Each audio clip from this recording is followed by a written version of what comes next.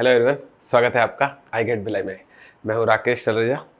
इस बार हर बार की तरह फिर से मैं आपके लिए एप्टीट्यूड का फिर एक नया सेट लेकर आया हूँ। बेहतरीन क्वेश्चंस लेकर आया हूँ आपके लिए। एक बार ज़रा इत्मीनान से नहीं, ये सारे क्वेश्चंस ना मुझे सॉल्व करते इत्मीनान से देखना। सेट में होने क्या वाला है आपने हो सकता है थंबनेल में पढ़ भी लिया होगा। आज मैं गेट 2021 में जो एप्टीट्यूड का पेपर पूछा गया था, पूरा एग्जैक्ट 2021 का एप्टीट्यूड का पेपर, वो इस पूरे के पूरे वीडियो सेट में सॉल्व करने वाला हूँ।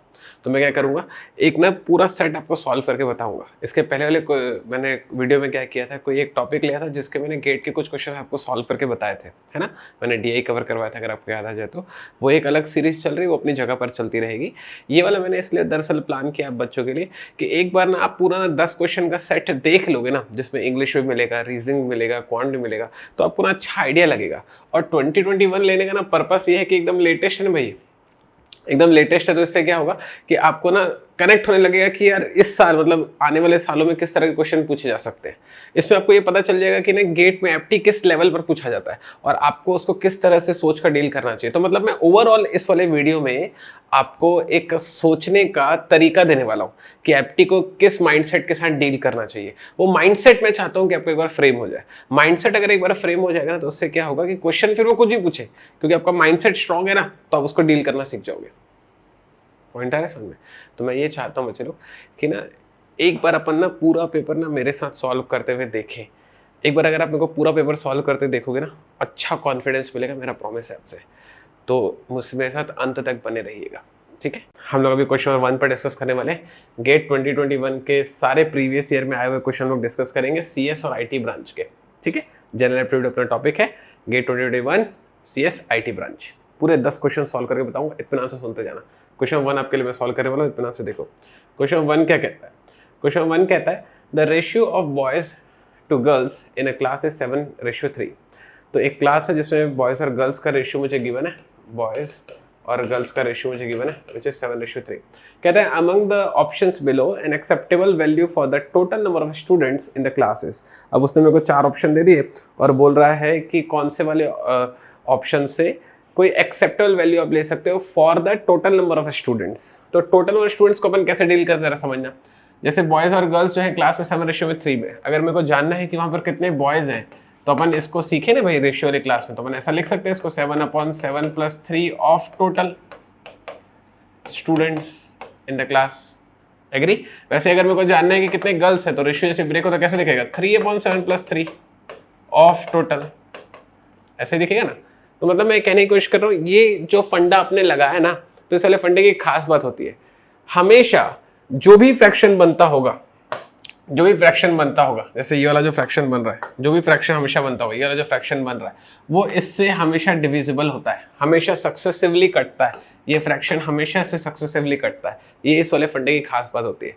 तो मतलब टोटल पर कुछ भी नंबर होगा, टोटल पर कुछ भी नंबर होगा, वो पक्का 7 + 3 मतलब 10 से डिविजिबल होता होगा। ये मैंने अंदाजा लगा लिया। आ गई बात पकड़ पे। तो चलो देख लेते हैं कि क्या पॉसिबल है। 21 10 से नहीं कट सकता, पॉसिबल नहीं है। 37 पॉसिबल नहीं है। 73 10 से नहीं कट सकता, पॉसिबल नहीं है। 50 10 से डिवाइड हो सकता है, मतलब यहाँ पर 10 रखा जाना, यहाँ पर 10 रखा जाना पॉसिबल है। यहाँ पर 10 रखा जाना पॉसिबल है। अगर मैंने यहाँ पर 50 रख दिया तो उसे 5 टाइम्स में कट जाएगा, बोल पाऊंगा वहाँ पे 35 स्टूडेंट्स थे जो कि बॉयज थे। आगे बात समझ में। तो उसने पूछा था कि देखो यहाँ पे लिखा हुआ है एक्सेप्टेबल वैल्यू, तो एक्सेप्टेबल वैल्यू आ रही है मेरी 50, which is the right answer. GATE 2021 का 1 मार्क्स का ये क्वेश्चन था, मस्त क्वेश्चन था, बनाने वाला क्वेश्चन था। आगे बढ़ते हैं क्वेश्चन नंबर 2 पर। चलिए बच्चों, इस वाले वीडियो लेक्चर में हम लोग पहुंचे अपने क्वेश्चन नंबर 2 पर। मैं इस क्वेश्चन नंबर 2 को सॉल्व करने वाला हूँ। आप इत्मीनान से देखेंगे, गेट 2021 सीएसआईटी ब्रांच, इत्मीनान सीखते जाओ। क्या कहते हैं क्वेश्चन में, क्वेश्चन की ना लैंग्वेज आपको ध्यान देनी है। गेट एग्जाम की नहीं हिस्ट्री रही है, मैंने नोटिस किया इस वाली बात को। गेट एग्जाम क्या करता है पता है बच्चे लोग, वो ना जबरदस्ती का ना लैंग्वेज टफ कर करके आपसे क्वेश्चन पूछता है। क्वेश्चन टफ नहीं होगा, उसकी लैंग्वेज इतनी भारी डाल देगा ना कि आपको आधा घंटा तो लैंग्वेज क्रैक करने में लग जाएगा। और फिर बच्चा क्या सोचता है पता है, इतना टफ लैंग्वेज है, इतना ऐसा क्वेश्चन दिए, पता नहीं कैसे बनेगा, उसको छोड़ो आगे बढ़ जाते हैं। तो सिर्फ वो लैंग्वेज के कारण क्या करता है, क्वेश्चन सॉल्व ही नहीं करता, उसको छोड़ के आगे भाग जाता है। तो मैं ये कहने की कोशिश कर रहा हूँ कि ना गेट एग्जाम की हिस्ट्री है कि वो जानबूझ कर कॉम्प्लेक्स वर्ड यूज करता है, जिससे क्या होता है, जिससे ना क्वेश्चन बस समझना मुश्किल होता है लेकिन सॉल्व करना आसान होता है। मैं आपको क्वेश्चन समझाता हूँ, सुनिए। क्वेश्चन क्या कहता है, a polygon is convex if, तो ये चारों से पॉलीगन दिए हुए और बोल रहे हैं कि अगर वो कन्वेक्स है तो उसमें एक होना चाहिए, क्या होना चाहिए वो बता रहा है। For every pair of points P and Q belonging to the polygon in the line segment PQ lies completely inside or on the polygon. Which of the following is not a convex polygon? तो बोल रहा है कि ना आपने इस polygon में से किसी भी दो पॉइंट को चुन लेना, कहीं से भी, जहां भी आपको मन करे, लेकिन वो पॉलीगन में होना चाहिए। और अगर उन दोनों पॉइंट को मिलाकर आपने कोई अगर लाइन ड्रॉ करी, ये लिखा हुआ है ना, अगर उन दोनों पॉलीगन को मिलाकर अगर आपने लाइन ड्रॉ करी, ये लिखा हुआ है, ठीक है, तो अगर आपने कोई लाइन ड्रॉ करी तो वो जो लाइन है अगर उस पॉलीगन के अंदर आ गई तो इसका मतलब वो पॉलीगन क्या है, कन्वेक्स है। तो आपसे पूछ रहा है कि इन चार पॉलीगन में से कौन सा वाला पॉलीगन कन्वेक्स नहीं है, ये वो पूछ रहा है। आगे बस समझ में, क्वेश्चन समझ। अब देखो मैंने आपको एक्सप्लेन करके बताया ना, तो क्वेश्चन की लैंग्वेज आपको आसान लगी होगी।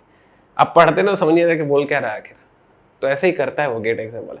तो आपको उसके लिए परेशान नहीं होना है, पेशेंस रख के इत्मीनान से बस उसकी लैंग्वेज को समझने की कोशिश करना है, आप डील कर लोगे क्वेश्चन को बहुत आराम से। देखो मैं सॉल्व करके बताता हूँ, थोड़ा सीखने की कोशिश करना।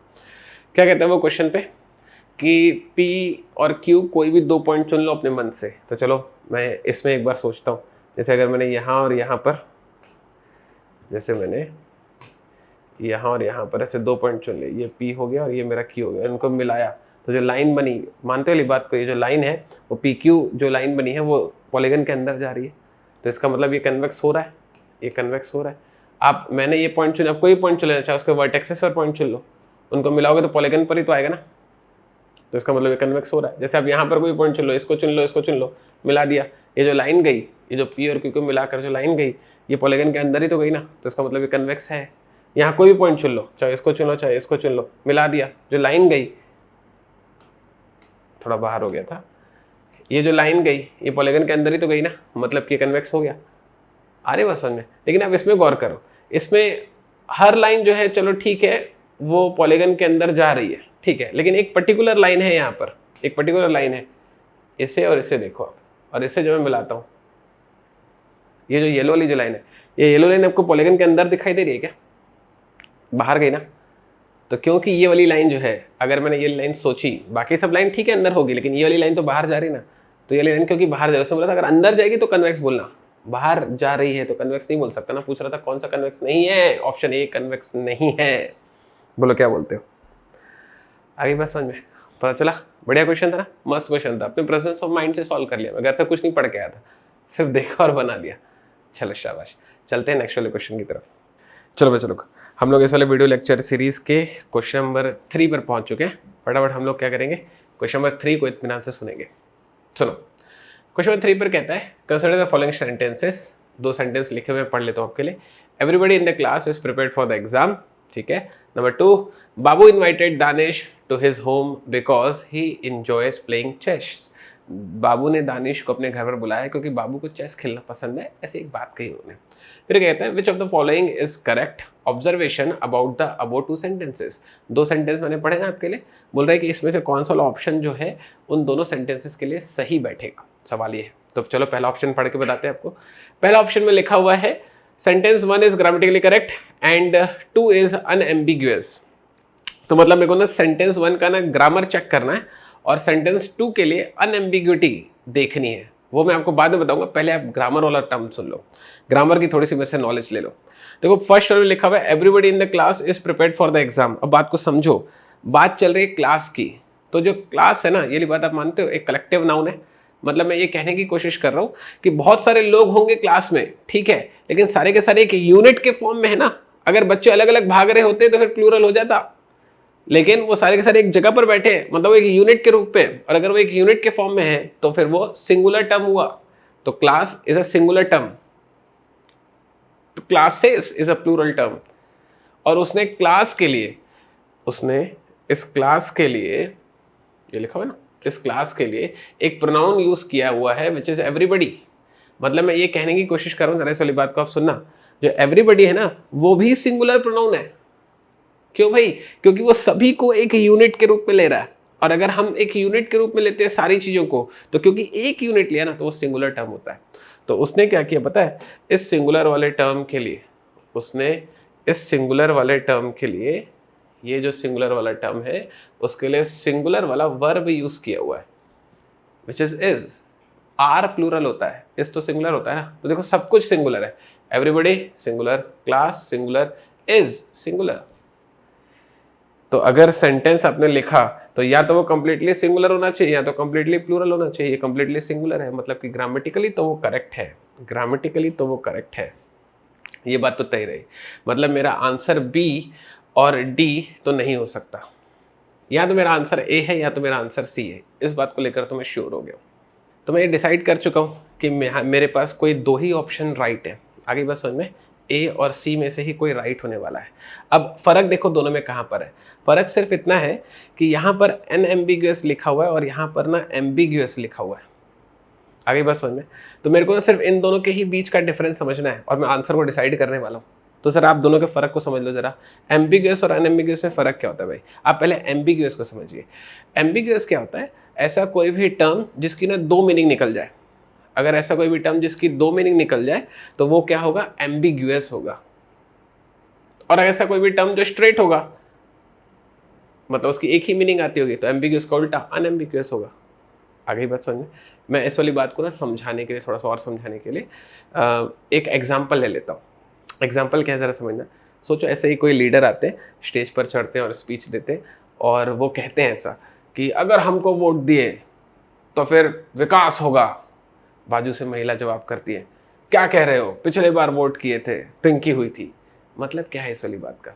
मतलब ये है कि लीडर कुछ और कहना चाह रहे हैं, महिला कुछ और समझ गई है। सीन क्या है? सीन दरअसल ये है कि वो कह रहे हैं कि अगर हमको वोट दोगे तो हम डेवलपमेंट लेकर आएंगे। महिला कह रही है कि लड़का चाहिए था, लड़की हो गई है। समझ रहे हो सेंस? तो वो जो वर्ड था विकास, उनको विकास चाहिए था, पिंकी हो गई है ना, तो वो जो वर्ड था विकास, उसके दो मीनिंग निकल कर आ गए। ये कहते हैं डेवलपमेंट के सेंस में, ये कहते हैं चाइल्ड के, ये समझते हैं चाइल्ड के सेंस में। तो विकास जो है, दो शब्द एक ही टाइम पर दो मीनिंग लेकर आ रहा है। तो क्योंकि विकास दो मीनिंग लेकर आ रहा है, इधर से डेवलपमेंट के सेंस में, इधर पे चाइल्ड के सेंस में, तो इसीलिए विकास जो वर्ड हुआ वो हुआ एम्बिगुअस। होपफुली आप थोड़ा सा इस वाले इंग्लिश वर्ड को समझ पाओगे। और अगर आप उस जोक को समझ गए हो तो कमेंट सेक्शन में विकास को टैग करो। तो एम्बिगुअस जब दो मीनिंग आती होगी। अब मैं इसे पढ़ने वाला हूँ, ठीक है। Babu invited Danish to his home because he enjoys playing test, मतलब प्लेइंग चेस। तो बाबू ने ना दानिश को घर पे इनवाइट किया क्योंकि बाबू को चेस खेलना पसंद है। तो इस बात का मतलब ये है क्या कि दानिश को भी चेस खेलना पसंद होगा। पॉइंट आ रहा है तुम्हें समझ में? दानिश को क्या पसंद है ये क्लियर हुआ क्या? नहीं हुआ ना। तो मतलब इस बात की कई मीनिंग निकल रही है। हो सकता है दानिश जो है बस इसलिए आ रहा हो कि चल चेस तू कैसे खेलता है देख लेता हूँ तेरे को, या फिर मेरे घर में, तेरे घर में कोई नहीं, चल वहीं आके बैठ जाए, तो कुछ भी सीन हो सकता है। लेकिन दानिश को क्या खेलना पसंद है वो इसमें क्लियर नहीं है। बाबू को चेस खेलना पसंद है वो क्लियर है, लेकिन दानिश के कंटेक्स्ट से कुछ क्लियर नहीं है। तो क्योंकि क्लियर नहीं कही ना बात उसने, तो इसीलिए ये क्या है, ये एम्बिगुअस है।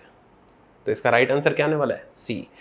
क्वेश्चन नंबर 3 का राइट आंसर था सी। होपफुली आप इस वाली बात को समझ पाएंगे। मिलते हैं नेक्स्ट क्वेश्चन पर।